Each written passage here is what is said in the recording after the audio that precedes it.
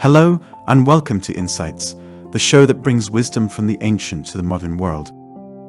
Today, we're diving into our daily Kabbalah studies. We're exploring the art of prayer and how to prepare for it.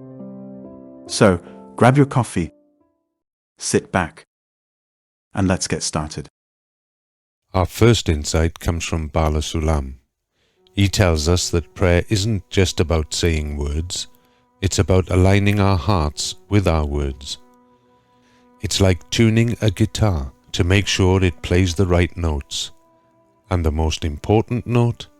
That's dvikut, or attachment, with the life of lives, which is all about giving, not receiving. That's a beautiful thought, Rob. Moving on, Rabash gives us a practical tip. Before we pray, we should take a moment to understand what we need. It's like making a shopping list before going to the store. You need to know what you're out of before you can ask for it. And sometimes we might feel like we're at the bottom of a deep well, far from holiness, but that's okay. It's from that place that we can truly ask for help. Absolutely, Matt. And Rabash also reminds us that preparation is key. It's like studying for a test. You need to understand the material before you can answer the questions. And when it comes to prayer, the material is understanding what we need the most. Speaking of preparation, Maimonides tells us to clear our hearts from all thoughts before prayer. It's like cleaning your room before a big game. You need to create a space where you can focus, and then you're ready to pray. And once we're ready to pray, Rabash tells us to remember that the Creator is like a kind coach. He wants to help us and do good things for us. So, before we ask for help, we should take a moment to appreciate the Creator. That's a great point, Rob. And the Zohar adds to this by saying that we should always praise the Creator before we pray.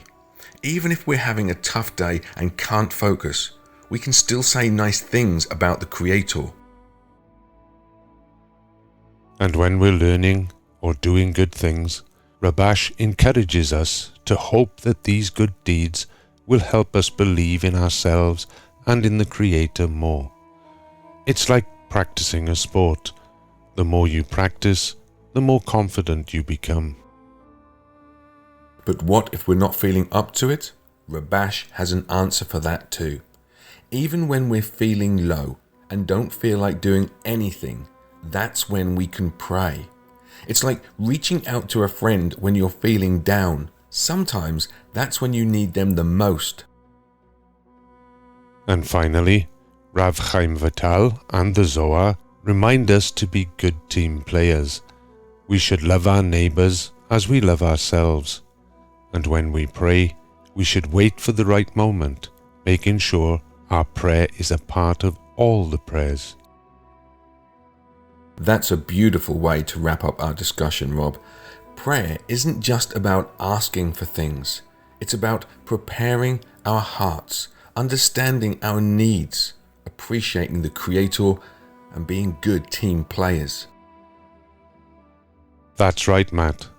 And let's not forget the wisdom from the Zohar, which tells us that a person who knows how to set up their prayer properly is truly blessed.